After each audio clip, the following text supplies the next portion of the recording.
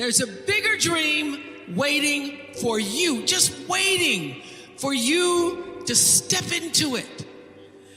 To step into it.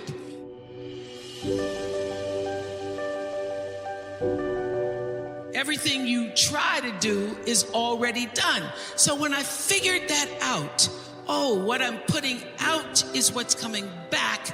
Let me get real clear about what it is I'm putting out. Real clear. So I read a book about 1989 called Seed of the Soul.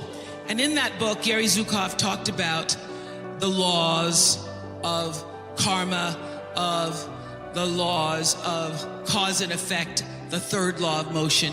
And in that book, he talked about how your intention is always one with the law. Meaning, before you even think about a thing, you have an intention for the thing. And that the intention is going to determine the outcome.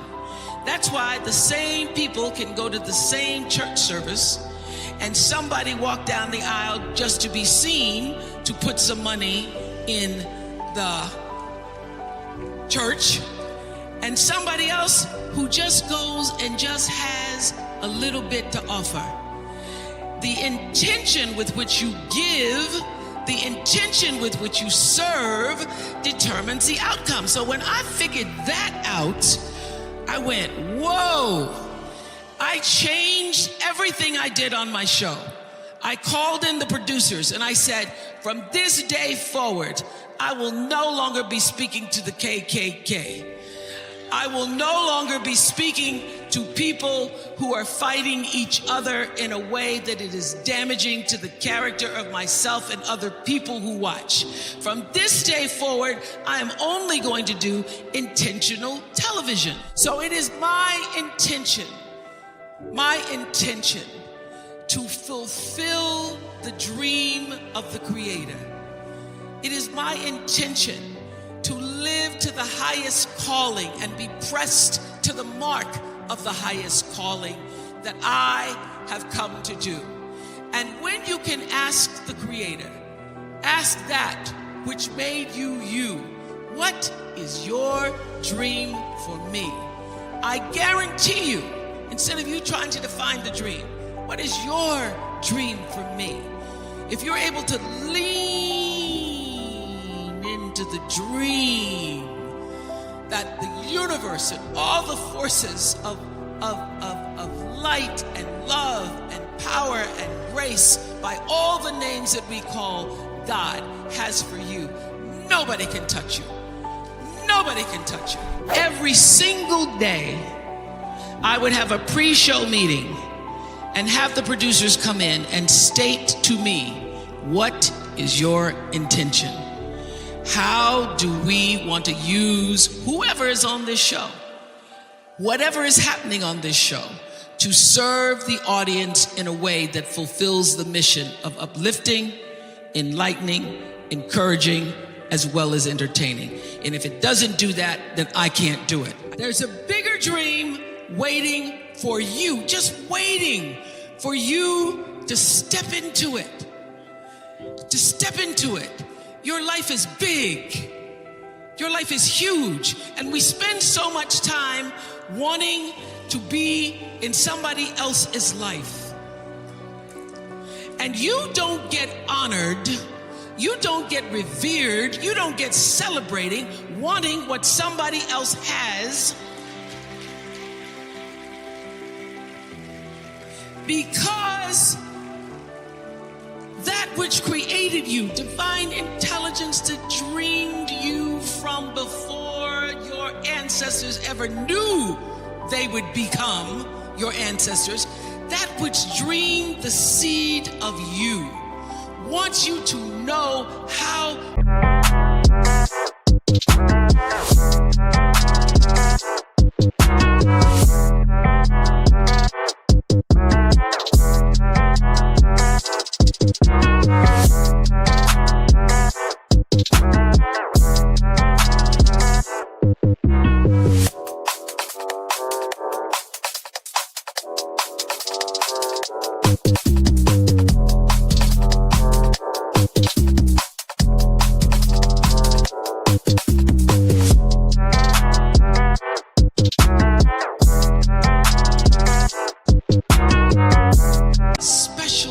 wondrous, how mysterious, how complex, how glorious, how phenomenal you are.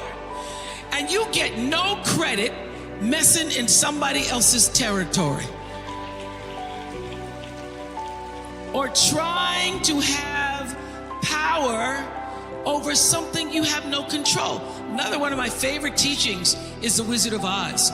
When the wicked witch of the West says, go away from here because you don't have any power here, you have no power in any territory other than your own. Oh, but you are the master of that. You get to be the master of your own fate.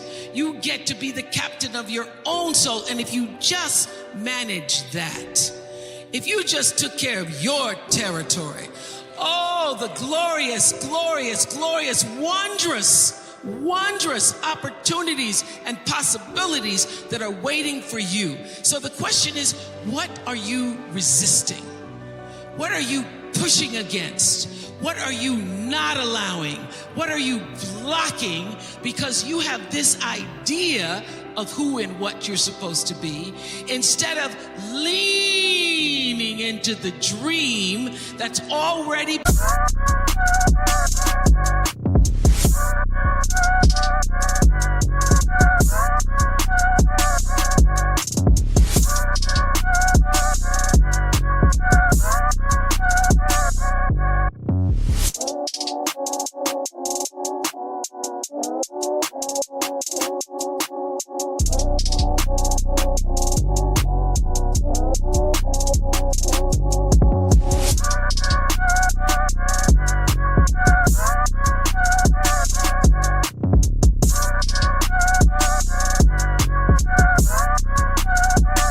been created and waiting for you. It's waiting for you.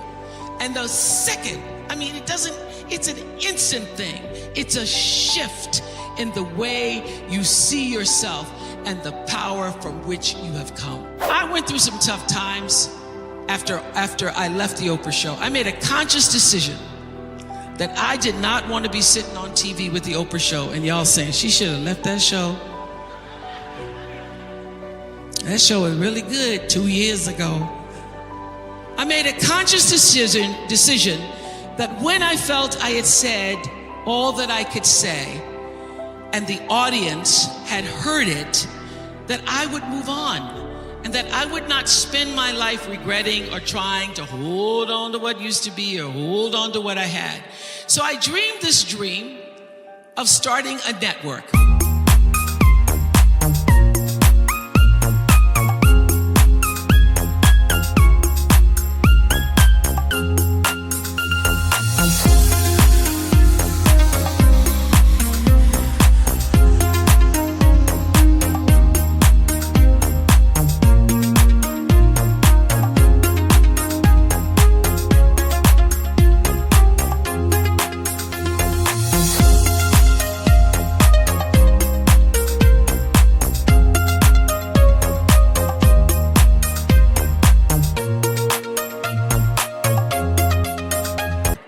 And in the beginning, it was a struggle.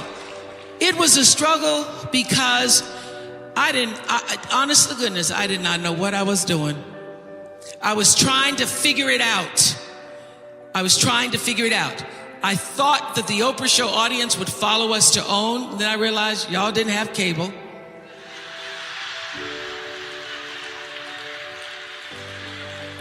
And if you had cable, you did not have the OWN package.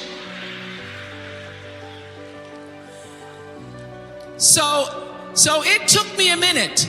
And unlike most people who you get to have your mistakes in private, something doesn't go right in your life, you get to sulk about it in private.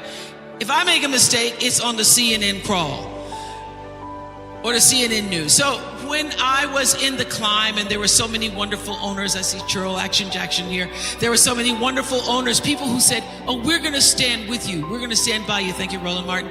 There were so many people who said, listen, we believe that this can happen. So I dreamed the dream along with Tyler Perry, who was my friend, who came to me and said, Tyler said, I'm going to help you out because Tyler can go home and write a script and direct it, produce it, and shoot it.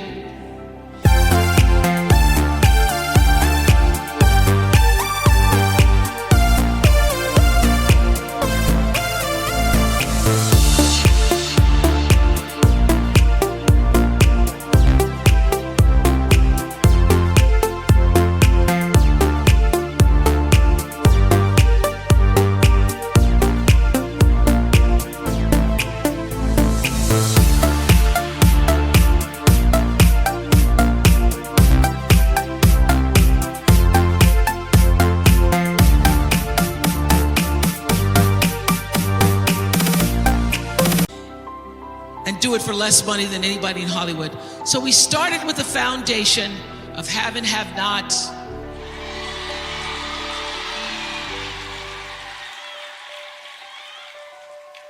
If loving you is wrong, love thy neighbor, Mama Hattie. And then I started to dream another dream about scripted television, because in the beginning I was told you couldn't do it. You couldn't do it, didn't have enough money to do it. And I dreamed the dream. I read Proverbs 11:28 that says, those who trust in their riches will fall, but the righteous will rise and thrive like a green leaf.